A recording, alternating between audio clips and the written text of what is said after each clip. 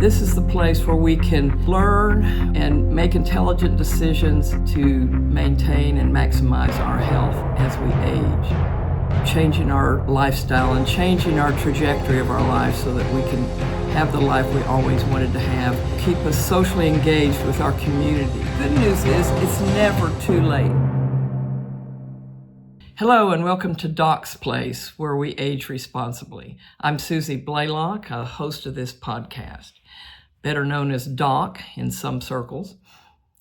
And this podcast is for health maintenance. That sounds a little stale, but we are going to be exploring the topics that will keep us young as we age, the things that will keep us active, the things that will keep us socially engaged with our community, the things that will keep us out of a chair or out of a bed for the last 10 years of our lives. This is the place where we can learn, we can discuss topics, what the fads are, and make intelligent decisions to maintain and maximize our health as we age.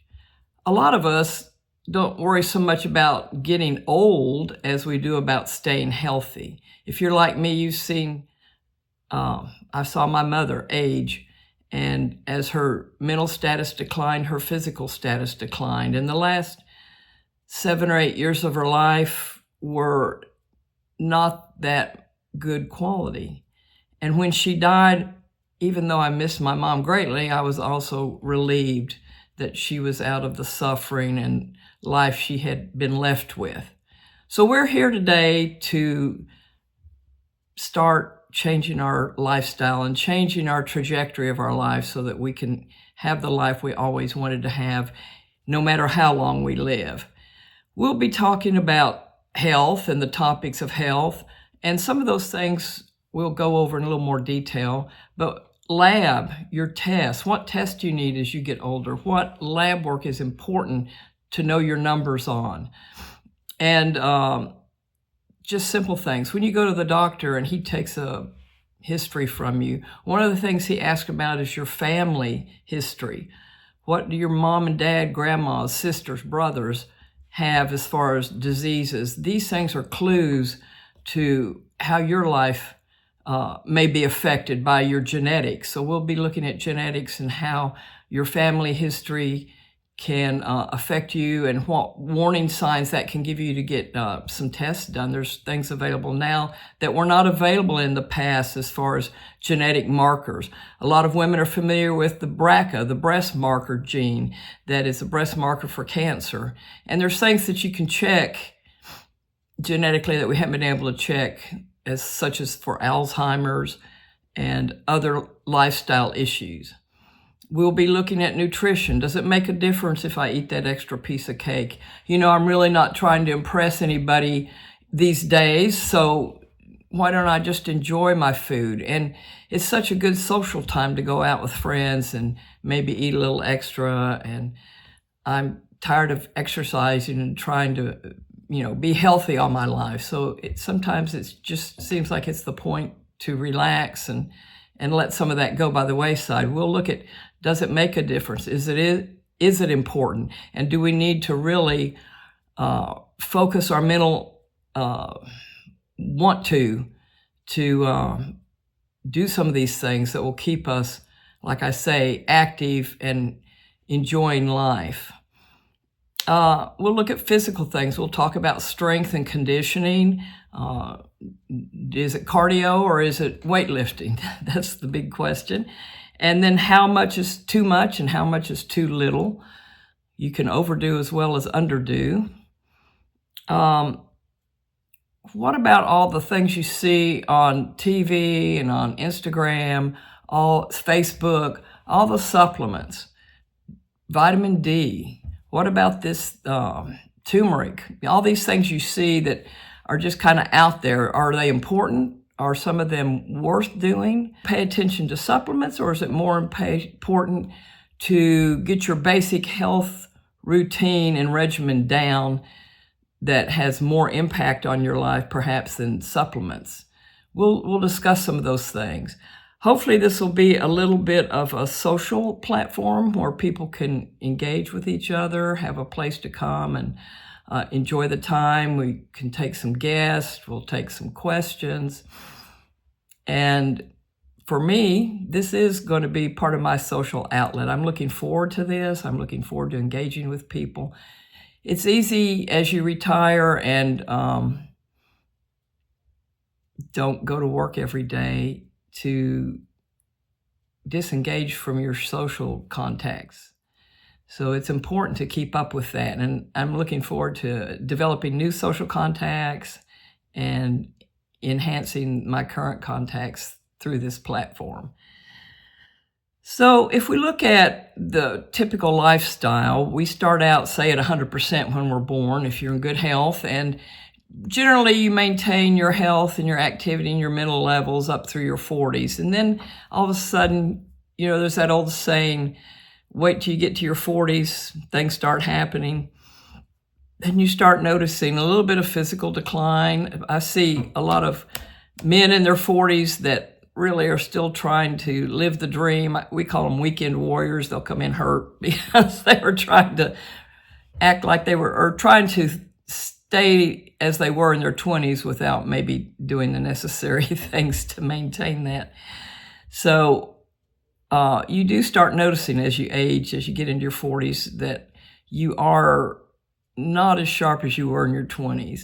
As you get on in farther along, you may notice that you're forgetting words, or what did I go to get in the kitchen? I forgot what I was going for, those sorts of issues. And then you think, well, my mom had that dementia issue. Is this a worry, or am I just forgetting something because I'm distracted? Are there tests that I can check to see if my mind is okay? And we'll discuss some of those things too.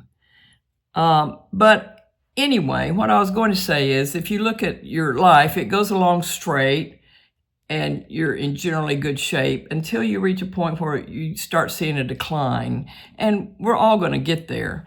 The question is, as you age, do you want the last 10 or 15 years of your life to be on a couch, in a wheelchair, in a bed, not able to function? Or do you want those last 10, 15 years to be where you are out and engaged and active and enjoying life, your mind is sharp, and then you die?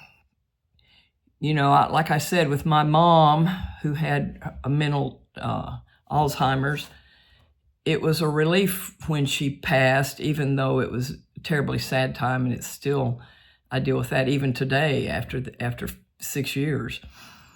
But that's why we're here. We're here to make a difference. We're here to change our family history, change our lifestyle, change our family tree, and be the best version of ourselves we can be as we age. When you're in your 20s, you really don't think much about, what am I going to do for retirement? Am I putting enough money away? Or most of us aren't. We're worried about getting a job, getting a house, getting a family started. And then probably once you hit maybe 40, you start thinking, well, I should be doing something for retirement. I did sign up for the plan at work. And then once you get a little bit closer to retirement, you're kind of like, oops, I probably should have started planning earlier. I should have gotten some advice. I should have read through some things and decided what I actually was going to need to retire in a way that I could enjoy life and be active and do what I want to do and not be limited by the constraints of my retirement income. And it's the same thing with health. It's exactly the same. We really don't think about it in our 20s and our 40s. We start thinking about it. In our 50s, we're like, maybe I should have been a little better about this. But the good news is it's never too late, never too late. It doesn't matter if you're 85 or 90. We'll find some examples. I'll try to bring these to you where 90-year-old people are exercising and maintaining their activity levels. And some of them started very late in life. So let that be an encouragement. Hopefully we can encourage you here, not just stress you out with an overload of information. And for just a few minutes, I want to talk to you about why I'm doing this. Why is Suzi Blaylock on a podcast, and what does she have to bring that's of value to me? Well, my background is, as for all my life, really, I had a weight issue. I struggled with my weight off and on. I remember when I was young, nowadays they call them half sizes, Back then they called them plus sizes. So I was always in the plus sizes. My mom sewed when I was little, so for a long time I didn't realize that. But when I went to getting store-bought clothes, I was in the plus sizes. And I fought that battle over the years, sometimes successfully, sometimes not so successfully, and sometimes with good habits and sometimes with medications and things that probably weren't the best for me. I had ballooned up to 216 pounds. I'm 5'5", and I was restricting my lifestyle. I didn't want to get around people in a bathing suit.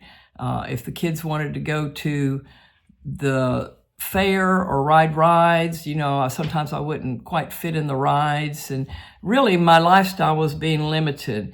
My mental outlook was also affected. I was a lot more depressed, even though I wouldn't call it depression, but it affects how you think about yourself, and then you feel like you're not as good as you should be, or you should be trying harder, and kind of talk to yourselves in ways that aren't helpful.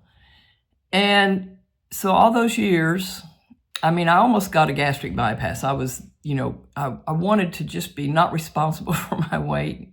Not that you're not still responsible if you have surgical intervention, but I just wanted to be successful at it, and I didn't want to have to worry about it. But I knew that it was what was in my mind that was going to make a difference. So I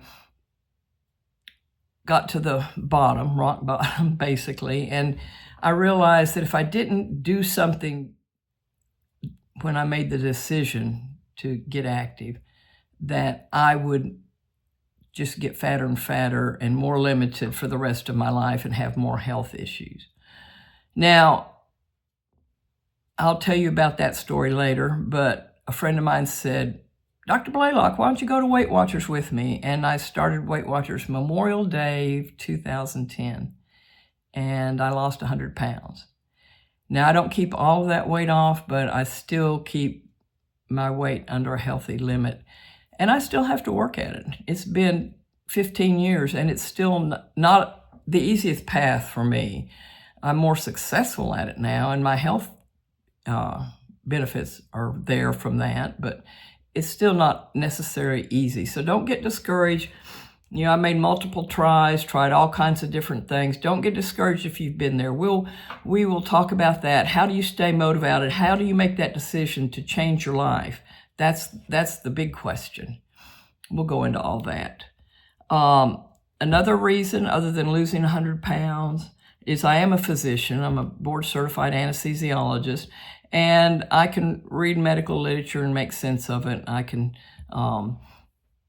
follow some people on podcasts and books that I think are reliable. And sometimes when you're just going and finding things on your own, you don't know if it's reliable or not. So we'll try to vet some things that might be helpful for you if you like books or if you like podcasts, which ones I think are good or which ones are easy to listen to from a lay standpoint. Once I got out of elementary school, I was never active.